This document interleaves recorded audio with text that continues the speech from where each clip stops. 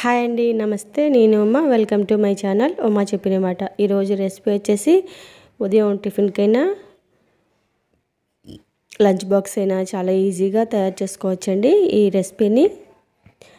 వీటి కోసం సపరేట్గా చట్నీ కూడా అవసరం లేదు, అలానే తినేయచ్చు, అంత బాగుంటాయి. ఈ ఉల్లిపాయలతో గోధుమ పిండితో ఇలా పరాటా అలా చేయండి, చాలా రుచిగా ఉంటుంది. ఒక గిన్నె తీసుకుని అందులో గోధుమ పిండి వేసుకుని ఒక స్పూను నూనె వేసుకోవాలి. రుచికి సరిపడినంత ఉప్పు వేసుకుని ఈ నూనె ఉప్పు కూడా పిండిలో కలిసిపోయే విధంగా ఒకసారి బాగా కలుపుకోవాలి. అప్పుడు కొద్ది కొద్దిగా వాటర్ వేసుకుంటూ మనం చపాతీ ముద్ద ఏ విధంగా అయితే తయారు చేసుకుంటామో అదే విధంగా చపాతీ ముద్దని తయారు చేసుకోవాలి. ఇలాగ పిండి అంతా బాగా కలుపుకున్న తర్వాత మూత పెట్టేసి పక్కన ఉంచుకుందాం. ఇప్పుడు దీంట్లో స్టఫింగ్ కోసం ఉల్లిపాయలని ఇలా హాఫ్ మూన్లాగా కట్ చేసుకోవాలి. చిన్న సైజు 4 ఉల్లిపాయలు తీసుకున్నాను. ఈ విధంగా కట్ చేసుకుని వీటిని రేకల్లాగా విడదీసుకోవాలి. అప్పుడే మనకి స్టఫింగ్ పెట్టుకోవడానికి వీలుగా ఉంటుంది. ఇలా పెద్ద పెద్ద ముక్కల్లో ఉంచేస్తే బాగోదు, కాబట్టి ఇలాగ రేకలుగా విడదీసుకోవాలి. ఉల్లిపాయలన్నింటినీ కూడా ఇలా విడదీసుకున్న తర్వాత ఇందులో కారం, ఒక స్పూన్నర వరకు కారం, రుచికి సరిపడినంత ఉప్పు, కొద్దిగా జీలకర్ర పొడి, 2 స్పూన్లు చికెన్ మసాలా వేసుకుంటున్నాను. మీరు గరం మసాలా అయినా వేసుకోవచ్చు, మటన్ మసాలా అయినా వాడుకోవచ్చు. మీకు ఇంట్లో ఏది అవైలబిలిటీగా ఉంటే అది వేసుకోవచ్చు. ఇందులో కొద్దిగా శనగపిండి కూడా వేసుకోండి. వీడియో స్కిప్ అయింది. శనగపిండి వేసుకోవడం వల్ల ఏమవుతుందంటే మనకి ఇలా కలిపినప్పుడు ఉల్లిపాయ నుంచి వాటర్ రిలీజ్ అవుతుంది కదా, మనం చపాతీలో పెట్టినప్పుడు తడి అంతా పీల్చుకుని చాలా కోటింగ్గా ఉంటుంది శనగపిండి. ఈ విధంగా అంతా కలిపేసుకున్న తర్వాత మనం కలుపుకున్న గోధుమ పిండి ముద్ద నుంచి చిన్న చిన్నగా బాల్స్ లాగా చేసుకుని కొంచెం పెద్దవి తీసుకోవాలి. మీకు ఎన్ని కావాలో అన్నీ తయారు చేసుకోండి.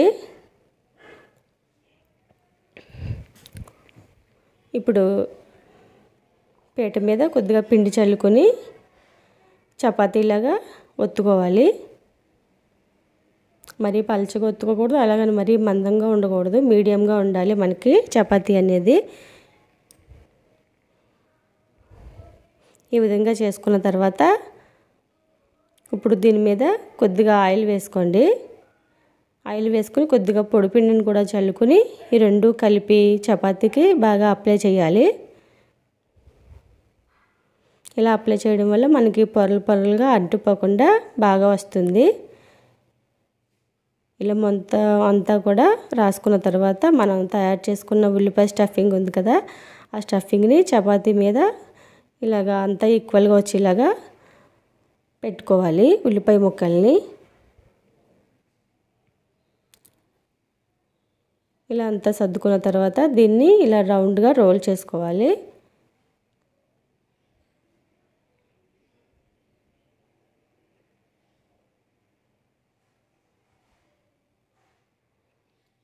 అంతా ఈక్వల్గా పరుచుకుంటే ఒకవైపు మందంగా ఒకవైపు పలచగా లేకుండా బాగా వస్తుంది. ఇప్పుడు ఇలా కొద్దిగా మడత పెట్టి దాన్ని ఈక్వల్గా రౌండ్గా ఒత్తుకోవాలి. ఇలా చుట్టుకున్న తర్వాత ఇప్పుడు దీన్ని మీ వైపుకి నిలువుగా పెట్టుకుని ఒక చాకు తీసుకొని దాన్ని నిలువుగా కట్ చేసుకోవాలి. రెండు వైపులా సమానంగా వచ్చేలాగా, రెండు వైపులా ఈక్వల్గా ఉండేలా కట్ చేసుకోండి మధ్యకి.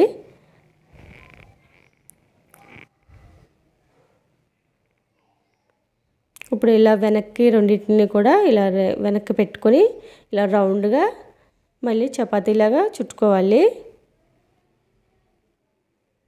ఉల్లిపాయలు పైకి వచ్చేలాగా పిండి ముద్ద వెనక్కి ఉండేలాగా ఇలా రౌండ్గా చుట్టుకోండి. నేను వీడియోలో చూపించిన విధంగా ఈ విధంగా ప్రెస్ చేస్తూ కొద్దిగా పైన పొడి పిండిని చల్లుకొని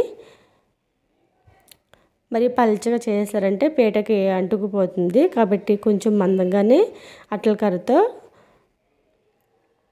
ఇలా ఒత్తుకోవాలి. ఈ విధంగా తయారు చేసుకున్న దాన్ని స్టవ్ మీద ప్యాన్ పెట్టుకుని ప్యాన్ కొద్దిగా హీట్ అయిన తర్వాత ఇప్పుడు దీని మీద వేసుకొని కొద్దిగా ఆయిల్ వేసుకుంటూ అటు ఇటు తిప్పుతూ మంచి కలర్ వచ్చే వరకు వేపుకోవాలి.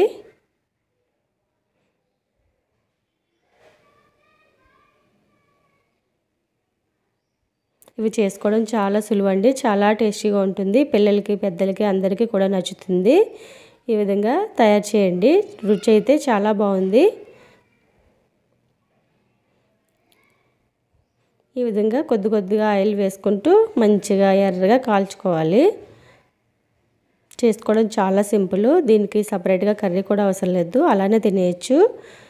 ఈ విధంగానే మిగతా పిండిని కూడా ఆ విధంగానే ఉల్లిపాయ స్టఫింగ్ పెట్టుకుని ఇలాగ పరాతాలాగా చేసుకుని అటు ఇటు ఆయిల్ వేసుకుంటూ మంచిగా వేపుకొని తీసుకోవడమే. అంతేనండి. ఉదయం టిఫిన్కైనా, మార్నింగ్ టిఫిన్కైనా, మధ్యాహ్నం లంచ్కైనా ఎలా అయినా తీసుకోవచ్చండి. లంచ్ బాక్స్లోకి అయితే సూపర్గా ఉంటుంది. ఈ విధంగా ట్రై చేయండి. ఎవరైనా నా ఛానల్ని ఫస్ట్ టైం చూస్తున్నట్టయితే మన ఛానల్లో చాలా రకాల కుకింగ్ రెసిపీస్ ఉన్నాయి, అవన్నీ కూడా చూడండి. పక్కన ఉన్న బెల్ సింబల్ని యాక్టివేట్ చేసుకోండి. ఒక లైక్ చేయడం మర్చిపోవద్దు.